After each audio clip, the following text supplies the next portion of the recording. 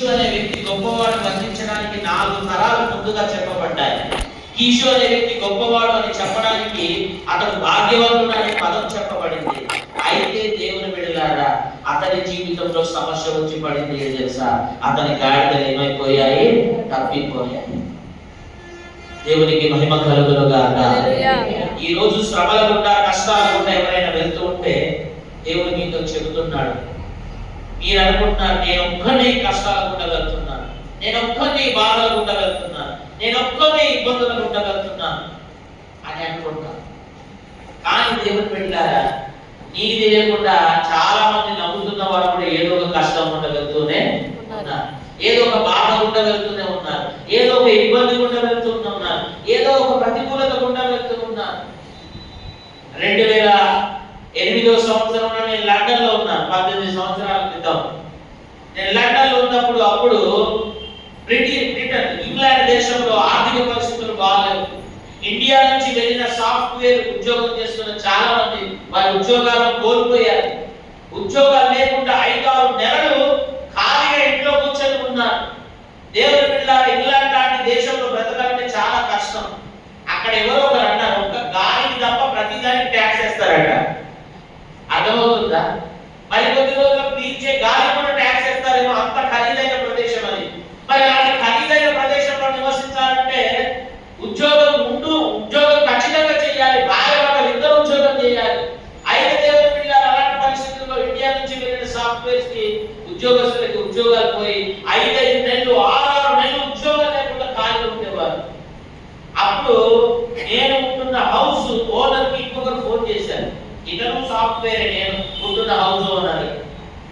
ఎవరో మాట్లాడుతున్నారు, వీళ్ళిద్దరు మాట్లాడుకుంటున్నారు. ఏమండి, ఎలా పరిస్థితి మీకేంటంటే? బాగానే, అన్ని పరిస్థితులు బాగా ఉన్నాయి అని అవతల వ్యక్తి మాట్లాడుతుంది. ఏం లేదు, నేను బాగున్నానని మీరు అనుకున్నాను, కానీ నా పరిస్థితి కూడా ఏం బాగాలేదని చెప్తూ ఒక మాట అన్నాడు. ఆ మాట ఎప్పటికీ గుర్తుంది. ఏంటంటే, everybody is sailing in the same boat, everybody is sailing in the same boat అనే పదం అన్నారు. ఎందుకు ఈ మాట అన్నారు? ప్రతి ఒక్కరు అదే పడవలో ఏం చేస్తున్నారు? ప్రయాణం చేస్తున్నారు. అంటే అర్థం ఏంటి తెలుసా? నువ్వు అనుకున్నా నేను బాగున్నానని, నేను అనుకున్నా నువ్వు బాగున్నానని, కానీ మనం ఇద్దరం కూడా అదే పడవలో ఏం చేస్తున్నాం? ప్రయాణం చేస్తున్నాం. నీకు తెలియక నా కష్టాలు ఉన్నాయి, నాకు తెలియక నీకు కూడా కష్టాలు ఉన్నాయి. పర్వాలేదు, ధైర్యం తెచ్చుకో, కొద్ది రోజులకు పరిస్థితులన్నీ ఏమైపోతాయి? మారిపోతాయి అని ధైర్యం చెప్పడం నేను విన్నాను. సో దేవుని బిడ్డలారా, మనిషి జీవితం అలాగే రకరకాల ప్రతికూల పరిస్థితులు, రకరకాల కష్టాలు. గాడిదలు పోతాయని ఎప్పుడైనా ఎక్స్పెక్ట్ చేశాడే కీషు? ఎప్పుడు ఎక్స్పెక్ట్ చేయలేదు. సడన్ గా గాడిదలు తప్పిపోయాయి. మన జీవితంలో కూడా కొన్నిసార్లు ఎక్స్పెక్ట్ చేయకుండా ఏదో ఒక ఇష్యూ వచ్చి పడుతుంది, సడన్ గా ఏదో ఒక ప్రాబ్లం వచ్చి పడుతుంది, సడన్ గా ఏదో ఒక ఇబ్బంది వచ్చి పడుతుంది, సడన్ గా ఏదో ఒక కష్టం వచ్చి పడుతుంది. మనం టెన్షన్ పడుతూ ఉంటాం. అయితే దేవుని బిడ్డలారా, దానికంటూ పరిష్కారం ఒకటి ఉంది అని మనం గమనించాలి. ఆ పరిష్కారం దేవుని దగ్గర ఉంది. దేవునికి మహిమ కలుగును గాక. హల్లెలూయా, హల్లెలూయా. అయితే దేవుని బిడ్డలారా, ఇక్కడ సమస్య వచ్చి పడింది. ఆ సమస్య రాగానే కీషు ఏమంటున్నాడంటే తన కుమారుడిని పిలిచాడు. సౌలు, రా, వచ్చేసి ఒక సేవకుడు, మన ఇంట్లో ఉన్న సేవకులలో 10 మనుషులలో ఒక 10 మనిషిని, ఒక సేవకుని బట్టి మొత్తం నువ్వేం చేసే ఈ ప్రాంతం అంతా వెతుకు, గాడిదలు ఎక్కడైనా నీకేమవుతాయి? కనబడతాయేమో అన్నాడు. కానీ దేవుని బిడ్డలను గమనించండి, వీళ్ళు 3 రోజులు సౌలు ఒక సేవకుని పట్టుకొని, వెల్ ఎక్స్పీరియన్స్డ్ సేవకుని పట్టుకొని 3 రోజులు దాదాపుగా 40 మైళ్ళ దూరం ప్రయాణం చేసి వెతికిన, ఎక్కడ వెతికినా వారికి ఏం కనబడలేదు? గాడిదలు కనబడలేదు. వారు ఎఫ్రాయిం మధ్య ప్రాంతం తిరిగారు, అక్కడ గాడిదలు లేవు. షాలిషా దేశం వెళ్ళారు, అక్కడ గాడిదలు లేవు. షయలీము దేశానికి వచ్చారు, అక్కడ గాడిదలు లేవు. బెన్యామీను ప్రాంతమైన సూపు ప్రాంతానికి వచ్చారు, అక్కడ గాడిదలు లేవు. వీళ్ళ దగ్గర ఉన్న భోజనం ఏమో అయిపోయింది, వెతకడానికి ఇంకా బలం లేదు. 40 మైళ్ళు అంటే దాదాపుగా 60 కిలోమీటర్లు. దేవుని బిడ్డలారా గమనించండి, ఇక్కడ నుంచి విజయనగరం అంత దూరం మొత్తం అన్ని చోట్ల వెతికారు, కొండలు, లోయలు అన్ని చోట్ల వెతికారు, కానీ వారికి ఏమీ ఏం కాలేదు, దొరకలేదు. దేవునికి మహిమ కలుగును గాక. కొన్నిసార్లు మనం ఏమనుకుంటాం తెలుసా? మన అంతటా మనకే పరిష్కారాలు వస్తాయి అనుకుంటాం. అది జరిగే పని కాదు. కొన్ని ఇష్యూస్ కు మనంతట మనకు పరిష్కారాలు రావు. మనకి ఎవరు సహాయం చేయాలి? దేవుడు సహాయం చేయాలి. ఈ తప్పిపోయిన గాడిదలు దొరకడానికి చేయని ప్రయత్నం అంటూ ఏం లేదు. మనం కూడా కొన్ని పరిష్కారాల కోసం చేయని ప్రయత్నం అంటూ ఏమీ ఉండదు. అన్ని రకాల ప్రయత్నం చేసి చేసి చేసి చేసి ఓడిపోయి చివరి ఎవరి దగ్గరికి రావాల్సి వస్తుంది? దేవుడి దగ్గరికి. దేవునికి మహిమ కలుగును గాక. 12 సంవత్సరాల నుంచి రక్తస్రావం కలిగిన స్త్రీ చేయని ప్రయత్నం అంటూ లేదు. తిరగని డాక్టర్ అంటూ లేడు. దేవుని బిడ్డలారా ఎన్ని రకాల ప్రయత్నాలు చేసి డబ్బు అంతా ఖర్చు పెట్టుకొని మొత్తం ఆశయంగా పోగొట్టుకున్న తన పరిస్థితి ఇంకా ఘోరంగా తయారైంది, కానీ ఆమెకు స్వస్థత మాత్రం ఏం కాలేదు, కలగలేదు. మన జీవితంలో కూడా మనం ఎన్ని ప్రయత్నాలు చేసినా కొన్నిసార్లు సొల్యూషన్ దొరకదు. ఎన్ని అటెంప్ట్ చేసినా మనకు సొల్యూషన్ దొరకదు. ఎందుకంటే మన సొల్యూషన్స్ అన్ని ఎవరి దగ్గర ఉంటాయి? దేవుడి దగ్గర. దేవునికి మహిమ కలుగును గాక. హల్లెలూయా, హల్లెలూయా. శాలిష అనే మాటకు అర్థం ఏంటంటే మూడంతలు. దాని అర్థం ఏంటంటే శరీరాత్మ ప్రాణాలు పెట్టేసి వీరు కష్టపడ్డారు, కానీ వారికి ఏం కాలేదు? గాడిద దొరకలేదు. క్షయరీపు అనే మాటకు నక్కలు అని అర్థం. నక్కలు జ్ఞానానికి సాదృశ్యం. ఈ తెలివితేటలని ఉపయోగించి గాడిదను వెతికారు, కానీ గాడిద ఏం కాలేదు? దొరకలేదు. శరీరాత్మ ప్రాణాలు అంటే మనస్ఫూర్తిగా గాడిదను వెతికారు, అది దొరకలేదు. వారి జ్ఞానంతో ఉపయోగించి గాడిదను వెతికారు, అది దొరకలేదు. మూడవది సూపు అంటే తేనె. తేనె బలానికి సాదృశ్యం. వీరి బలమంతా తొలగిపోయేంత వరకు వీరు వెతికారు, కానీ దేవుని బిడ్డలారా వీరి జీవితంలో వారికి గాడిదలు దొరకలేదు. రాత్రంతా పేతురు ప్రయాసపడ్డాడు, చేప దొరికిందా? దొరకలేదు. ఎందుకు తెలుసా? మనిషి కష్టం వల్ల అద్భుతాలు జరగవు, దేవుని కృప వల్ల దేవుని జరుగుతాయి. దేవునికి మహిమ కలుగును గాక. నా కృషి చేత కాదయ్యా, ఏదైనా నీ కృప మాత్రమే అయ్యా. నా కృషి చేత కాదయ్యా, ఏదైనా నీ కృప మాత్రమే అయ్యా. కార్యము సఫలము చేసేడి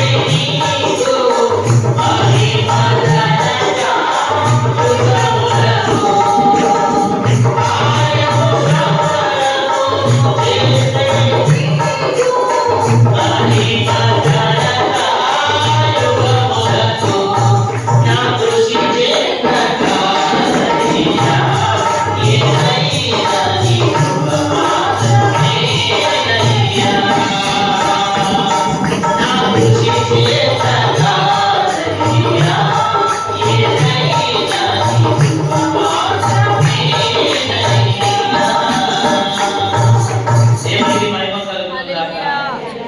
సామెతల గ్రంథం 10వ అధ్యాయము. సామెతల గ్రంథం 10వ అధ్యాయం 22వ వచనం. 22వ వచనం ఒకసారి చదువుదాం. సామెతల గ్రంథం 10వ అధ్యాయం 22వ వచనం. యెహోవా ఆశీర్వాదము వారికి ఐశ్వర్యం ఇచ్చును, అది నరుల కష్టం చేత ఎక్కువ కాదు. నరుల కష్టం వల్ల కార్యాలు జరుగుతాయి అనుకుంటారు, జరగవు. చాలా సార్లు మనం ప్రయత్నం చేసి చేసి ఓడిపోతుంటాం, ట్రయల్స్ చేసి చేసి విసిగిపోతూ ఉంటాం. కాలు అరిగేలాగా, జోలు అరిగేలాగా తిరిగి తిరిగి తిరిగి తిరిగి ఫలితం లేకుండా కృషించిపోతుంటాం. కానీ మన పరిష్కారాలన్నీ ఎవరి దగ్గర ఉన్నాయి తెలుసా? దేవుడి దగ్గర ఉన్నాయి. దేవునికి మహిమ కలుగును గాక. కలవరపడినే కొండల వైపు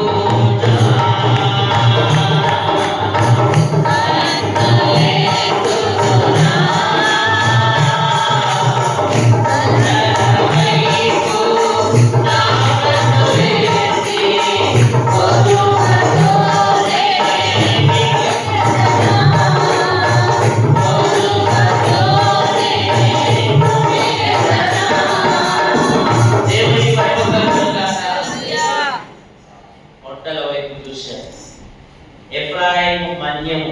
మీరు ఎక్కడ తిరిగారు? ఎఫ్రాయిము మన్యము. మన్యం అంటే అర్థం ఏంటి? మన్యం అంటే అర్థం ఏంటి? బాలపురం మన్యం జిల్లాలో ఎవరైనా ఉద్యోగాలు చేసేవారు చెప్పాలి.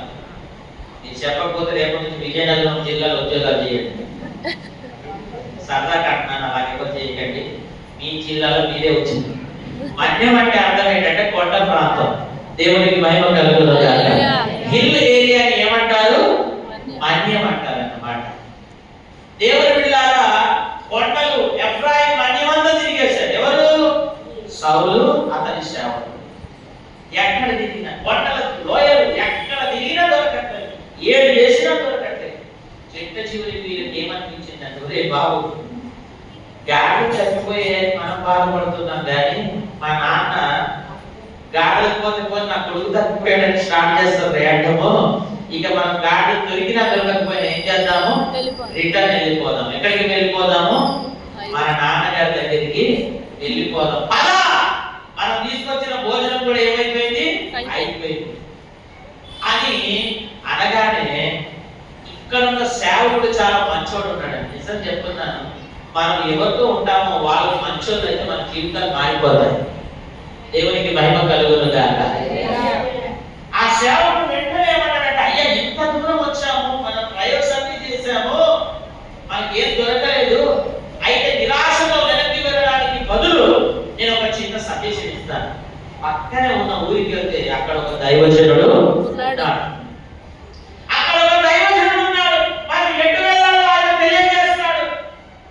మనం ఎటువైపు వెళ్ళాలో, మన గొర్రెలు ఏమైపోయాయో మనకు తెలియజేస్తాడు. పద అని చెప్పేసి నిరాశతో ఇంటికి వెళ్ళే వ్యక్తిని నిరీక్షణ పుట్టించేసి దేవుడి సన్నిధికి వెళ్ళేలాగా చేశాడు. దేవునికి మహిమ కలుగును గాక. మీరు ఎవరితో ఫ్రెండ్షిప్ చేయాలి తెలుసా? మీరు నిరీక్షణ కలుగజేసే వ్యక్తులతో. దేవునికి మహిమ కలుగును గాక. కొంతమందితో ఉంటే ఉన్న విశ్వాసం ఊడిపోతుంటది. ఎందుకంటే మనం ఒకటి నెగిటివ్ మాట్లాడితే వాళ్ళు 10 నెగిటివ్ మాట్లాడుతుంటారు. ఇది జరగదు అని మనం అనుకుంటే వాళ్ళు ఏమన్నా లేదే జరుగుతుంది అనాలా? నిజమే చెయ్యి, జరగదు. నాకు కూడా అలాగే అనిపిస్తుంది. నీకు ఈ రోజు అనిపిస్తుంది, నేను గత నెల నుంచే అనిపిస్తుంది అంటారు. మొత్తం పోయింది, ఇంకా ఏం లేదు అక్కడ. దేవుని బిడ్డలారా గమనించండి, ఈ సేవకుడు దేవుని ఎరిగిన వాడు. దేవునికి మహిమ కలుగును గాక. ఇంత కష్టపడ్డాం, ఇంత ట్రై చేసాం, చిట్ట చివరికి ఇంకొక ట్రై చేద్దాం, దైవజనుడి దగ్గరికి వెళ్దాం, అక్కడ మనం మన బాధను చెప్పుకుందాం, అతని దగ్గర నుంచి మనకి ఏదైనా రిజల్ట్ వస్తాదేమో. ఇతని మైండ్ ఎటువైపు తిప్పాడు తెలుసా? దేవుని సన్నిధి వైపు తిప్పాడు. దేవునికి మహిమ కలుగును గాక. హల్లెలూయా, హల్లెలూయా. దేవుని బిడ్డలారా, మన మనస్సును దేవుని వైపు తిప్పే వ్యక్తులు మన జీవితంలో ఉంటే అంతకంటే ఆశీర్వాదం ఏం లేదు. మనం నిరాశలో ఉన్నప్పుడు మనకు నిరీక్షణ ఇచ్చే స్నేహితులు ఉంటే అంతకంటే గొప్ప విషయం ఏమి లేదు. మనం అధైర్యపడ్డప్పుడు మనల్ని లేవనెత్తే వ్యక్తులు మన చుట్టూరు ఉంటే అంతకంటే గొప్ప భాగ్యం ఏమీ లేదు. ఈ వ్యక్తి నిరాశలో వెనుదిరిగి ఇంటికి వెళ్ళడానికి ట్రై చేసిందే సౌలు, వద్దు వద్దు వద్దు, ఇక్కడ వరకు వచ్చి ఇన్ని కష్టం పడ్డాం, ఇంకొంచెం ముందుకెళ్ళి ఆ దైవజనుని కంటే మనకి ఏదైనా రిజల్ట్ రావచ్చు అని అక్కడికి వెళ్ళారు. దేవునికి మహిమ కలుగును గాక. వెళ్ళి ఊర్లో జనాలు కనపడగానే, అయ్యా దీర్ఘదర్శి ఇక్కడ ఉన్నాడంట, ప్రవక్త ఇక్కడ ఉన్నాడంట, అతను ఇల్లు ఎక్కడ అడగాలి వాళ్ళు అంటారు. అన్ని రైట్ టైంకి వచ్చారు, గమనంగా వెళ్ళండి, ఇదిగో ప్రవక్త అక్కడ ఉన్నారు, మరి కాసేపు అయితే ఆయన బలిపడానికి వేరే చోటికి వెళ్తున్నాడు, అతను దొరికే లోపల మీరు వెళ్ళండి అని చెప్పేసి వేగంగా పంపగానే వాళ్ళు వెళ్తూ ఉండగానే ప్రవక్త వారి దగ్గరికి వచ్చారు. దీర్ఘదర్శి గారు మీరేనా అంటే, ఈ దీర్ఘదర్శి ఎవరు ఇక్కడ అంటే నేనే అంటారు. అనగానే వీళ్ళు ఇంకా వీళ్ళ సమస్య చెప్పుకోనే లేదు, వీళ్ళు ఇంకా వీళ్ళ బాధ చెప్పుకోనే లేదు, వీళ్ళు ఇంకా వీళ్ళ ఇబ్బంది చెప్పుకోనే లేదు. వీళ్ళని చూసి ఆయన అంటాడు, మీరు తప్పిపోయిన గాడిదల గురించి బాధపడుతున్నారు, వాటి గురించి టెన్షన్ పడకండి, మీ గాడిదలు దొరికేసేసాయి, మీ యొక్క దేవుడి ప్రణాళిక ఇంకొకటి ఉంది, దాని గురించి ఆలోచించండి అన్నారు. ఆ ప్రణాళిక ఏంటి తెలుసా? ఇన్ని రోజులు పిరిగివాడి ఉన్న సౌలును దేవుడు ఏం చేయబోతున్నాడు? రాజు చేయబోతున్నాడు. దేవుడికి మహిమ కలుగును గాక. ఇంకో విషయం తెలుసా? నీ మనస్సు దేవుడి వైపు వెళ్ళినప్పుడు, నీ ఫోకస్ దేవుడి వైపు వెళ్ళినప్పుడు, నీ దృష్టి దేవుడి వైపు వెళ్ళినప్పుడు, నీ ఆలోచన దేవుడి వైపు వెళ్ళినప్పుడు, నువ్వు ఏదైతే టెన్షన్ పడుతున్నావో దానికి పరిష్కారాలు దేవుడు ఇస్తాడు. దేవునికి మహిమ కలుగును గాక. హల్లెలూయా. ఇక్కడ ఆశ్చర్యకరమైన విషయం ఏంటి తెలుసా? వీళ్ళ బాధ ఇంకా చెప్పుకోక ముందే ప్రవక్త వీరికి ఏమి ఇచ్చాడు? జవాబు ఇచ్చాడు. చూడండి, మొదటి సమూయేలు గ్రంథం 9వ అధ్యాయం 20వ వచనం. మొదటి సమూయేలు గ్రంథం 9వ అధ్యాయం 20వ వచనం. 3 దినముల క్రిందట తప్పి గార్ధబొమ్మల గురించి విచారపడకుడి, అవి ఆల్రెడీ దొరికిపోయాయి బాబు, వాటి గురించి మరి అవ్వకండి. కానీ మీ ఏడల దేవుని ప్రణాళిక ఉంది, దాని వైపు మీరు ఏం చేయండి, ఫోకస్ పెట్టండి. చాలా సందర్భాలలో మనం ఏం చేస్తాం తెలుసా, పరిష్కారం కావాలని పరిష్కారం కోసం మనసు పెడుతూ ఉంటాం. కానీ మీకు గుడ్ న్యూస్ చెప్పాలా, మన మనస్సు దేవుని వైపు పెడితే పరిష్కారాలు ఆటోమేటిక్ గా దొరుకుతాయి. ఎందుకంటే మనం వెతికే పరిష్కారాలని ఎవరిలో ఉన్నాయి, దేవుడిలో ఉన్నాయి. దేవుడికి మహిమ కలుగును గాక. హల్లెలూయా, హల్లెలూయా, హల్లెలూయా. అబ్రహాము బాధపడుతున్నా, నాకు పిల్లలు లేరు, పిల్లలు లేరు, పిల్లలు లేరు, పిల్లలు లేరు. అలాంటి అన్నప్పుడు దేవుడు అబ్రహాము ఏమంటున్నాడు చూడండి, ఆదికాండం 15వ అధ్యాయం, ఆదికాండం 15వ అధ్యాయం, ఆదికాండం 15వ అధ్యాయం మొదటి వచనం. ఇది జరిగిన తర్వాత యెహోవా వాక్యము అబ్రహామునకు దర్శనమందు వచ్చి, అబ్రహామా భయపడకుము, నేను నీకు తేడెము, నీ బహుమానము. దేవునికి మహిమ కలుగును గాక. ఓ నేను నీకు కేడెము, నన్ను వెతకడం కనుక నువ్వు నేర్చుకుంటే ఈ బహుమానం అత్యధికం కాబోతుంది. దేవునికి మహిమ కలుగును గాక. అంటే నేను అర్థం ఏంటి తెలుసా, పిల్లలు లేరు, పిల్లలు లేరు, పిల్లలు లేరు అని నీ ఫోకస్ అంతా సమస్య మీదనే పెడుతున్నావు అబ్రహామా. నీ ఫోకస్ ని కాస్త సమస్య నుంచి దూరం చేసి నా వైపు నీ ఫోకస్ ని పెట్టు. నా వైపు కనుక నువ్వు ఫోకస్ పెట్టినట్లయితే నీ బహుమానం ఏమవుతుంది, అత్యధికమగును. దేవునికి మహిమ కలుగును గాక. అద్భుతం ఏంటి తెలుసా, మనం ఓన్లీ దేవుని వైపు కనుక ఫోకస్ పెడుతూ వెళ్తే మనకి ఏది కావాలో మనం అడగక ముందే ఆయనకి బాగా తెలుసు. అందుకే కొండ మీద ప్రసంగంలో యేసు ప్రభువు వారు అన్నారు, లోకస్తులు అనేక సమస్యల గురించి చింతిస్తారు, మీరు చింతించాల్సిన అవసరం లేదు. మీరు లోకస్తుల వలె ఉండాల్సిన అవసరం లేదు. మీకు ఏది అవసరం ఉందో మీరు అడగక ముందే పరలోకమందున్న మీ తండ్రికి దాని గురించి బాగా తెలుసు. మీరు అడగక ముందే మీకు అక్కర్లన్నీ ఆయనకు తెలుసు. మీరు అడగక ముందే మీ బాధ ఏంటో ఆయనకు తెలుసు.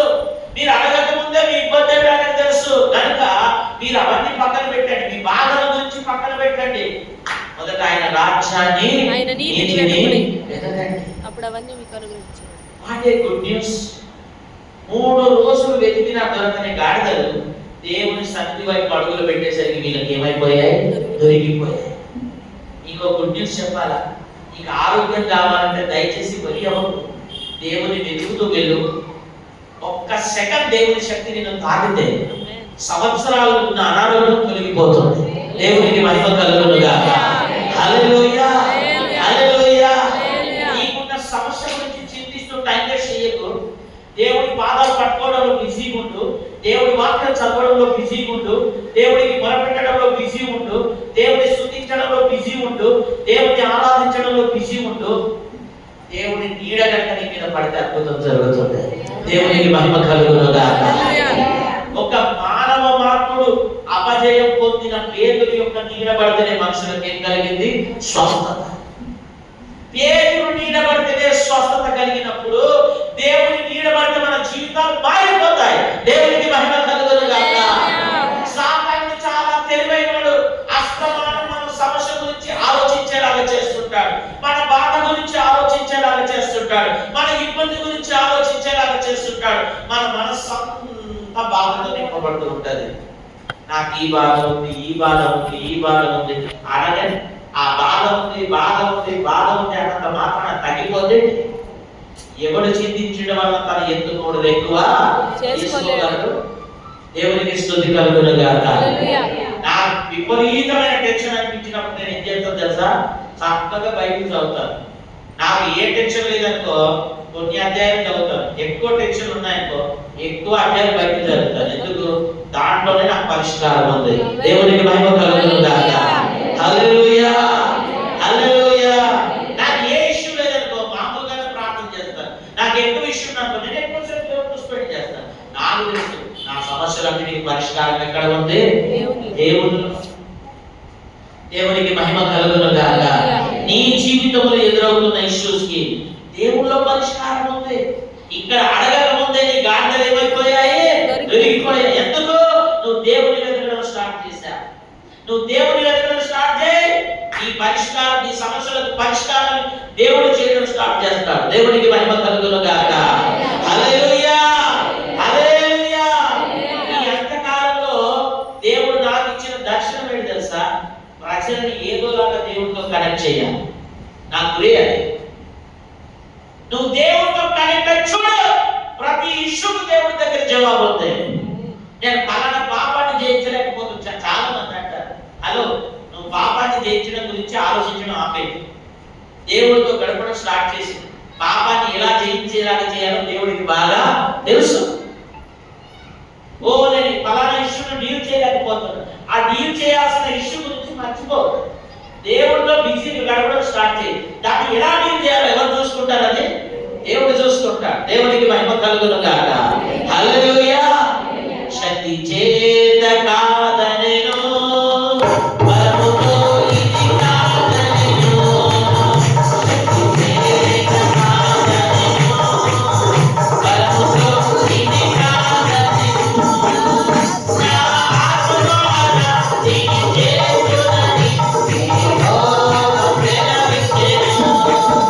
నా ఆత్మ ద్వారా దీని చేతునని యెహోవా ప్రేమించెను.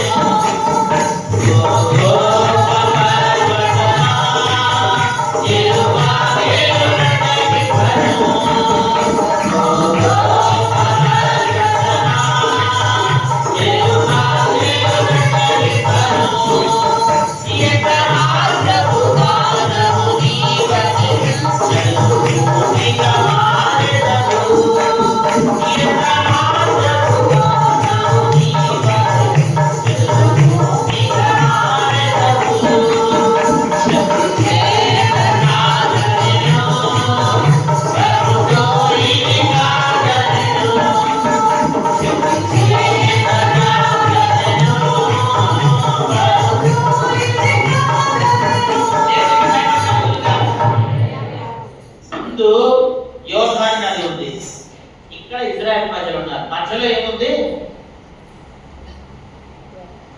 మధ్యలో మైక్ ఉంది. అక్కడ చూస్తున్నారు ఏముంది?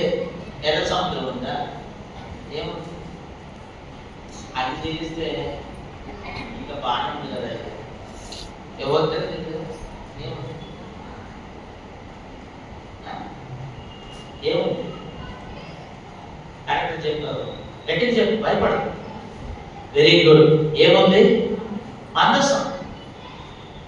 ముందేముంది? యోర్దాను నది. ఇక్కడ ఎవరు ఉన్నారు? ఇశ్రాయేలు ప్రజలు. ఇది ఎంత తెలివైందో తెలుసా? మాకెందుకు ఆ యోర్దాను నది కూడా మాకెందుకు? ఈ మందసం, ఈ మందసమే దాన్ని చూసుకోండి అని చెప్పేసి ఎవరి ముందు తోలేశారు? కొంత తెలివైన వ్యక్తులు సమస్యలు వాగ్దాలతో మనల్ని ఎక్కిస్తున్నారు. అవునా కదా? ఎగ్జాంపుల్ చెప్పే మనం కూడా ఏం చేయాలి తెలుసా? కొన్ని సమస్యలకు మనం దొరకవద్దు. ఎవరి ముందు పెట్టాలి? ఓ మనసమా, చూసుకో, నాకు సంబంధం లేదు. ఆ యోర్దాన్ని ఉంచుతావా, చీల్చేస్తావా, నీ ఇష్టం. మధ్యలో ఎవరు పెట్టారు? మందసాన్ని పెట్టారు. మందసం అంటే ఎవరు తెలుసా? దేవుడు, దేవుడి సన్నిధి. ఇప్పుడు ఎంత తెలివైన ఇశ్రాయేలు ప్రజలు అంటే, యోర్దాను నదిని వీళ్ళు ఏం చేయాల్సిన అవసరం లేదు. అంతా ఎవరు చూసుకుంటారు? వీళ్ళ ముందర ఉన్న మందసమే అంతా చూసుకుంటారు. నువ్వు దేవుడికి నీ ముందు పెట్టుకుంటే నువ్వేం చేయాల్సిన అవసరం లేదు. అన్ని విషయాలు ఎవరు చూసుకుంటారు? అంతా నీవే చూసుకుంటావు, అంతా నీవే చూసుకుంటావు, అంతా నీవే చూసుకుంటావు, అంతా నీవే చూసుకుంటావు. యేసు నామములో నీకుండగా, యేసు నామములో నీకుండగా, నేను అలసిపోలేమయ్యా. అంతా నీవే చూసుకుంటావు, అంతా నీవే చూసుకుంటావు.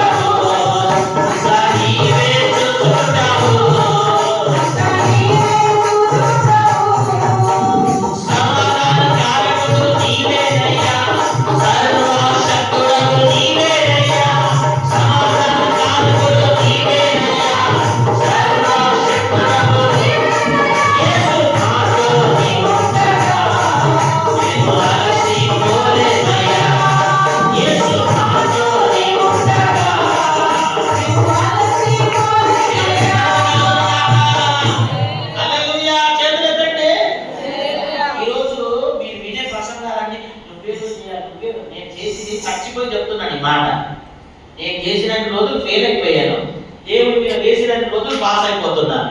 దేవునికి మహిమ కలుగునుగాక. ఇది చేసి అది చేసి అలసిపోయి చచ్చిపోయాను నేను. నాకు తెలిసి నాలాగా ఉపవాసం ఉన్నోడు ఎవరు గొప్ప చెప్పట్లేదు, దేవుని మహిమ కోసం చెప్తున్నాను. నేను చేసి చేసి చేసి ప్రయత్నం ఫెయిల్ అయిపోయాను. నాకు అర్థమైంది నా ప్రయత్నాల వల్ల ఏం జరగదని. నాకు ఒక్కటి అర్థమైంది, నేను చేసినవన్నీ ఫెయిల్ అయిపోయాయి, దేవుడి మీద వేసినవన్నీ పాస్ అయిపోయాయి. నువ్వు చేసేది ఫెయిల్ అవ్వచ్చు, కానీ దేవుడి మీద వేసేది ఎప్పుడు ఫెయిల్ కాదు, అది సక్సెస్ అయి తీరుతుంది. దేవునికి మహిమ కలుగునుగాక. అందుకే నీ పనుల భారం నా మీద మనమే తెలుసా. నేనే వస్తాను ప్రభు, నువ్వు వద్దు నాయన, నీకు నేను చాలా రెస్పెక్ట్ ఇస్తున్నా అన్నట్టు చూస్తుంటా. నీ భారం ఎవరి మీద వేయమంటున్నాడు? ఆయన మీద వేయి. నీ బాధలు ఎవరి మీద వేయి? ఆయన మీద వేయి. నీ కష్టం ఎవరి మీద వేయి? ఆయన మీద వేయి.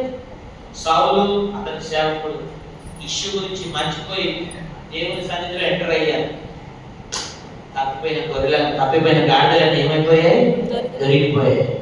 నీ దేవుడు ఎవరు తెలుసా? నువ్వు కోల్పోయిన దాన్ని మరలా అనుగ్రహించే దేవుడు. దేవునికి మహిమ కలుగునుగాక. హల్లెలూయా. యోబు కోల్పోయిన క్షేమాన్ని దేవుడు మరలా అనుగ్రహించాడు. దేవునికి మహిమ కలుగునుగాక. బైబిల్లో గుర్రం అనగానే యుద్ధాలకు సాదృశ్యం. గుర్రం అనగానే బొబ్బిలి గుర్తు రావాలి.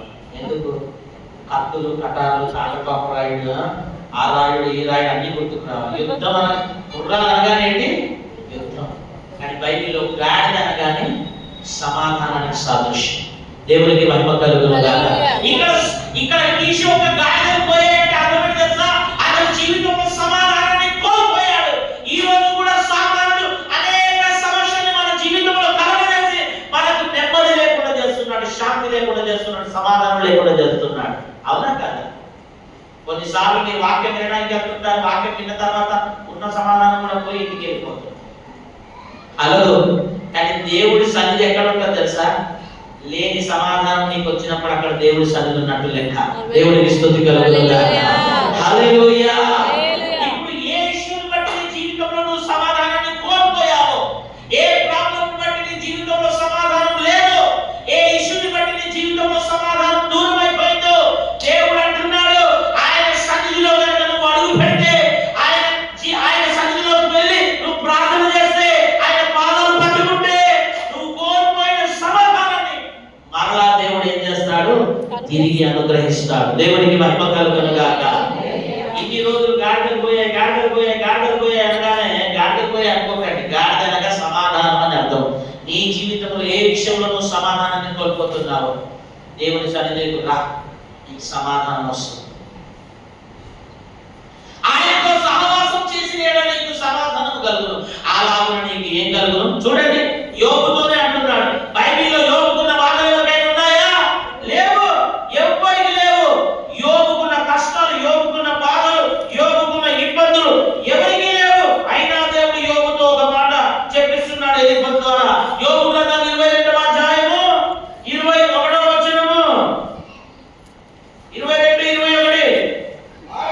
ఆయనతో సహవాసము చేసిన యెడల, ఓ యోబు, నీ జీవితంలో ఉన్న కష్టాలు గొప్పవేనేమో, నీ జీవితంలో ఉన్న బాధలు గొప్పవేనేమో, నీ జీవితంలో ఉన్న ఇబ్బందులు గొప్పవేనేమో, నీ జీవితంలో ప్రతికూల పరిస్థితులు గొప్పవేనేమో, కానీ నువ్వు కనుక ఆయనతో సహవాసం చేస్తే లేని సమాధానాన్ని దేవుడు నీకు ఏం చేస్తాడు? అనుగ్రహిస్తాడు. ఆయనతో నీకు సహవాసం చేసినట్లు నీకు సమాధానం కలుగును. అలాగే నీకేం కలుగును? మేలు కలుగును. దేవునికి మహిమ కలుగునుగాక. హల్లెలూయా. కీషు యొక్క సమాధానం పోయింది, దేవుడు మరలా సమాధానం ఇచ్చాడు. యోబు యొక్క క్షేమస్థితి పోయింది, మరలా దేవుడు యోబుకు క్షేమస్థితిని ఇచ్చేశాడు. ఇశ్రాయేలు ప్రజల యొక్క పంట నష్టమైపోయింది, నష్టమైపోయిన పంటను మరలా దేవుడు వారికి ఏం చేశాడు? ఇచ్చాడు. ఎందుకు తెలుసా? నువ్వు నమ్ముకున్న దేవుడు నువ్వు కోల్పోయిన దాన్ని మరలా తిరిగి ఇచ్చే దేవుడు. దేవుడికి మహిమ కలుగునుగాక. ఈ రాత్రికాల సమయంలో నీ జీవితంలో నువ్వు ఏం కోల్పోయావు, నీ జీవితంలో ఏది మిస్ అవుతుందో దేవుడి పాదాల దగ్గర చెప్పు. తిరిగి దేవుడు మరలా దాన్ని ఏం చేస్తాడు? అనుగ్రహిస్తాడు. దేవునికి స్తుతి కలుగునుగాక. కనుక సహోదరుడా, సహోదరి, దేవుడు మీతో మాట్లాడి ఉన్నాడు. ఎంత గొప్పవారైనా ఏదో ఒక సమస్యతో బాధపడుతూనే ఉంటారు. కానీ మానవ ప్రయత్నాల ద్వారా మన సమస్యలకు పరిష్కారాలు రావు. మానవ ప్రయత్నాలని కట్టి పెట్టేసి దేవుని పాదాలు పట్టుకున్నప్పుడు అడగక ముందే అద్భుతం జరిగినట్టు మన జీవితంలో కూడా దేవుడు తన కార్యాన్ని జరిగిస్తాడు. కనుక ఆయన పాదాలు పట్టుకున్న ప్రభువా నీ వైపు నేను చూస్తున్నాను, సమస్య వైపు నేను చూడట్లేదు, నీలోనే నా పరిష్కారాలను నమ్ముతున్నాను ఆయన స్తుతిస్తే లోకంలో మనం కనబడని పరిష్కారాలని దేవుల్లో మనం కనుగొంటాం, అద్భుతాలు ఆయన ద్వారా అనుభవిస్తాం. అలాంటి కృపాశక్తి అభిషేకం దేవుడు మనకు అనుగ్రహించి ఆశీర్వదించును గాక. ఆమేన్ ఆమేన్ ఆమేన్. ప్రార్థనలోకి వెళ్దాం.